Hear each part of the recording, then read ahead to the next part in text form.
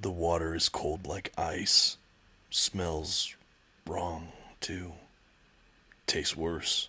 Definitely not fit for human survival. That's okay. I'm not human. Time to finish this.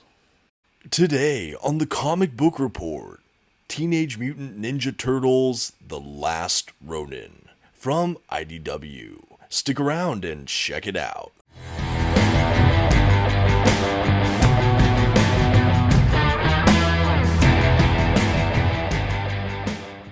Cowabunga, everyone! My name is Dominic, and today you're tuning in to the Comic Book Report, where we review comic books and graphic novels so you can get an idea of what to read. And today I'm elated to be back in the world of IDW's Teenage Mutant Ninja Turtles franchise. And today we're taking a long-awaited look at, of course, what many hail to be Teenage Mutant Ninja Turtles: Dark Knight Returns. That's right, we're going to be talking about The Last Ronin. And honestly, I cannot wait to dive in and talk about it today. Before we do, though, I just want to say a huge thank you to those at IDW for sending over this review copy in exchange for this honest review. And for those that want their own copy, I highly encourage you to check out our channel sponsor first at organicpricebooks.com. You can find a link to that website in this video's description, and if you see anything on that site you like, you can even use my discount code at checkout, The Comic Book Report, to save $2 off of your order.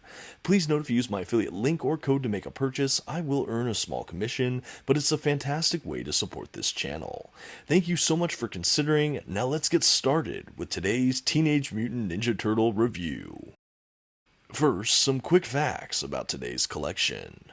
The comics in this volume were written by Kevin Eastman, Peter Laird, and Tom Waltz, with art from Esau Escorza, Isaac Escorza, Ben Bishop, and Kevin Eastman. The comics in this collection were published by IDW beginning in 2020. As far as what this particular volume collects, it includes Teenage Mutant Ninja Turtles: The Last Ronin, issues 1 through 5. And finally, this is an oversized hardcover edition with glossy print paper stock, a sewn binding, and a total of 224 pages. At this time, I'd like to go ahead and issue a general spoiler warning. I will be flipping through the contents of today's collection and commenting on plot points throughout. You've been advised. Okay, and here's our first look at the front cover for today's oversized hardcover. This is The Last Ronin. And I should say, if it's not immediately clear, this does not include a dust jacket. It's just a hardback book itself, and the image we have on this front cover I think is absolutely striking. If I'm not mistaken, I do believe this was lifted from the first issue cover, and I think it's really evocative, interesting, and absolutely sells me on the book right from the first image. Transitioning to the spine now, we do have a field of black with some detail work here. We have the Teenage Mutant Ninja Turtles: The Last Ronin. Of course, we have the IDW logo. It's a really clean looking spine. I love it. I think the color choices really pop from it as well. And I'm really happy to see it's an oversized format that sits at the same height or trim size as the other TMNT collections within the IDW kind of universe, at least most of them. Really, really enjoy that. And on the back cover of today's hardcover, we have some reviews or accolades about the collection. We have the question, who is the last Ronin, and an image of that aforementioned character. We have a blurb about the collection and so forth, some pricing information and other info there. Again, retaining all the color schemes of the black, white, and red. I just think this looks really, really sharp. I really enjoy it. No real comments here. I just think it's really good design work. And now for all you prospective collectors out there, I'm going to go ahead and show a quick look at today's binding. Again, it is a sewn binding, and I think overall it's a really well-bound collection. These pages aren't going anywhere, and I thought it laid down fairly flat. Gutter loss for me throughout the whole collection was very, very minimal. And yeah, you'll see more as I flip through, but just wanted to give you a quick look. And next, just for fun, I did want to do a comparison shot of sorts. This is The Last Ronin next to the first Teenage Mutant Ninja Turtles IDW collection hardcover, which I also reviewed on the channel not that long ago. As you can see, it is the same height and overall kind of dimensions of that. So if you've been a collector of some other Turtles hardcovers from IDW, it just looks really nice with it by its side. I also have here The Last Ronin covers. This is a hardcover that really is just an art book that showcases some of the covers that were included across the Last Ronin series. If you're interested, I do plan to do a quick overview of that covers collection as well to just showcase the art in that. I do plan to release that on the channel imminently, so hopefully if you're interested, I can just do that shortly as well. So stay tuned on the channel, and again, you can see the spines here just look really clean. I like the Last Ronin and the covers collection kind of being inverts of each other with the colors, just really striking. Okay, and now let's go ahead and dive into the collection. Now, after we have some beautiful red end pages, we do have a title page, a publication information page, creator breakdown page, and a really fun introduction by the incredible filmmaker Robert Rodriguez. This was a really fun way to tee off this collection in my mind. I always love having kind of an intro or kind of forward to a collection, so that was really nice to see. After that, we do have the first issue cover represented, and then we jump right into The Last Ronin. And as we start making our way into this 5-issue mini-series, let me go ahead and provide some framework and overall context for this work. You might be asking, can I just pick this up and enjoy it? Do I need to know much about the Turtles? Is this part of that IDW series? And let me just kind of go through those questions. I do think you could read this as a standalone read, absolutely. In fact, this was the very first Teenage Mutant Ninja Turtles comic I ever actually read. Before this, I was only aware of the Turtles through the cultural zeitgeist. I've enjoyed some of the live-action movies, the cartoon series, I think arcade games, and just toys and things like that. Again, I was very aware of the Turtles. I think I even had some Pogs back in the day, if I'm not mistaken.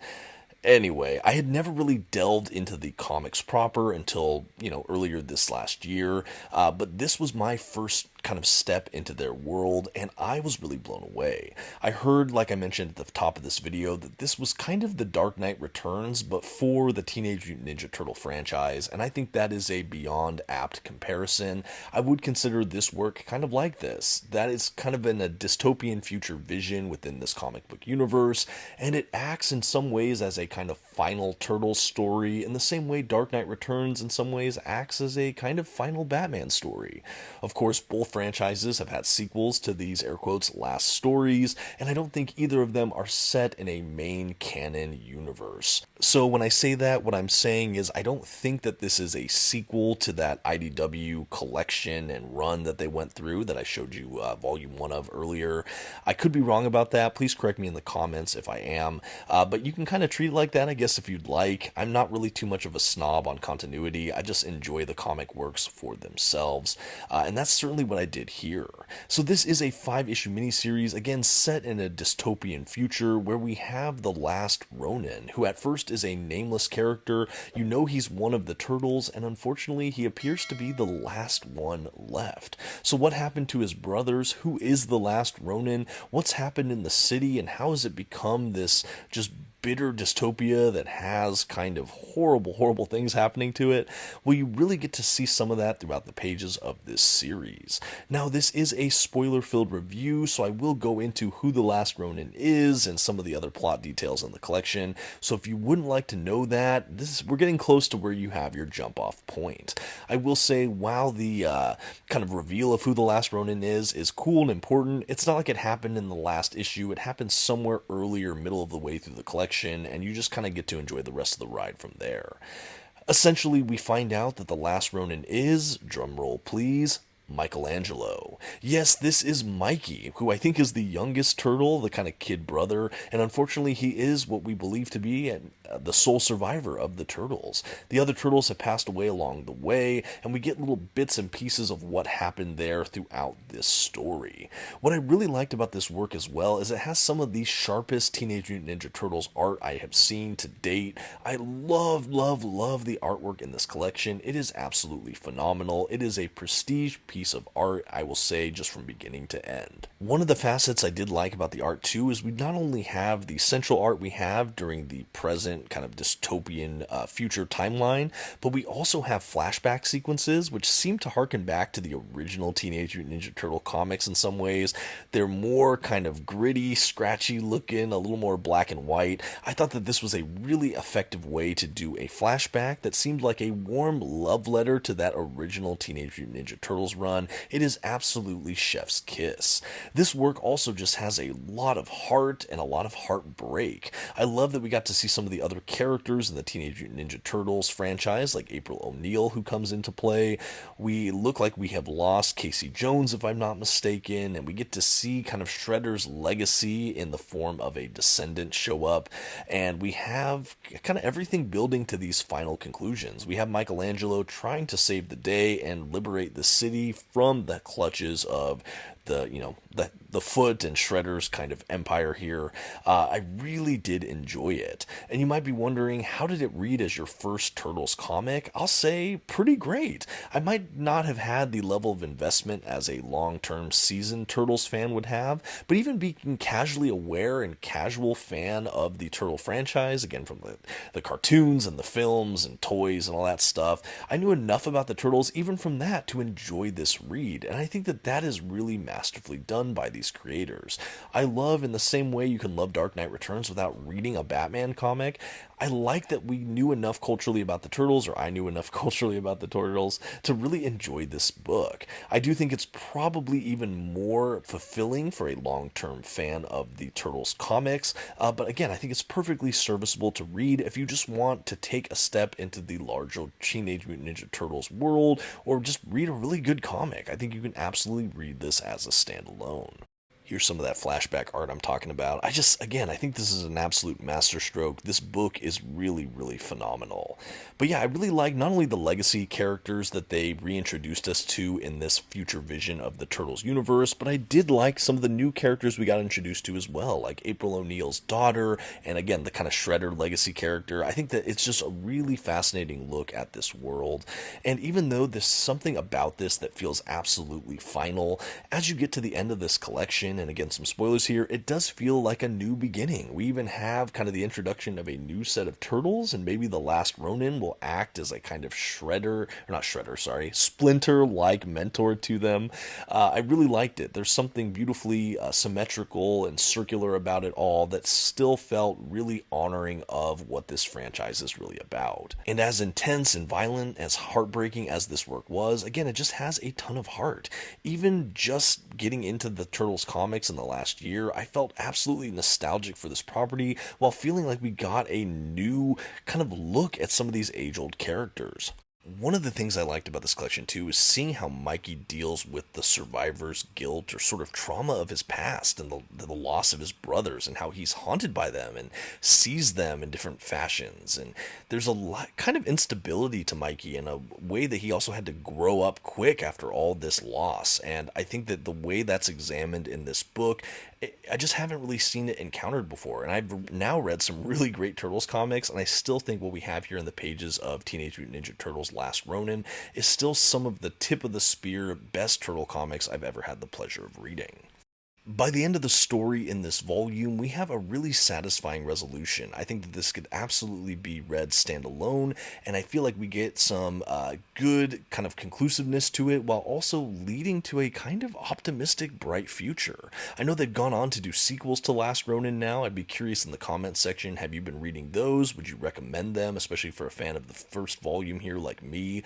I don't know if I want to read this as a one and done or go back and read more within this universe, but I am deeply satisfied with what we have here in the pages. I also, again, just want to commend the art. I think it's some of the sharpest I've ever seen. I love the experimentation we get in the panel layouts. Some pages look more boxy, some explode in beautiful spread and two-page splash pages. It's really just jaw-dropping and something beautiful to see. After that main story, we do have a great epilogue or essay from Kevin Eastman, one of the co-creators of the Turtles and this work here. Really love that we not only got a foreword, but an afterword on this collection. I love a good little written essay in a collection like this, and I certainly was satisfied with what I saw here. After that, we do have a cover art gallery, variant cover art gallery, and that really brings us to the end of the extras at the back of this collection. I was really satisfied not only with the 5 issues, but the extras they managed to pack in here. The fact that we have this lovingly in an oversized format that also stands side by side with some of these other great Turtles hardcover collections that IDW release. Again, it's just chef's kiss. This was a really, really fantastic read. I had so much fun making my way through it and talking about it with you here today. And now I think all that's left to do is to give Teenage Mutant Ninja Turtles The Last Ronin a grade. It should be no surprise after hearing me gush about this collection for the last 10 to 15 minutes that the Comic Book Report is happy to give Teenage Mutant Ninja Turtles The Last Ronin an A. This is an absolute must-read comic book collection in my mind. I would recommend this to nearly anyone. If you're even a passing fan of the Turtles in particular, I would absolutely give this to you. I think you could absolutely say this is the Dark Knight for the Turtles universe, and that is a high compliment. The art throughout this collection was beautiful, the extras were awesome, and the oversized format was a treat to read this in. I highly recommend it, and again, I would love to hear in the comments section, if you've read this, let me know your thoughts. If you read any of the sequels, let me know that too. Again, a huge thank you to those at IDW for sending over this copy, and for all of you for taking this ride with me. Until next time, this has been the Comic Book Report. Please don't forget to leave your like, those comments we talked about, and maybe share this video with a friend. Thanks everyone, bye.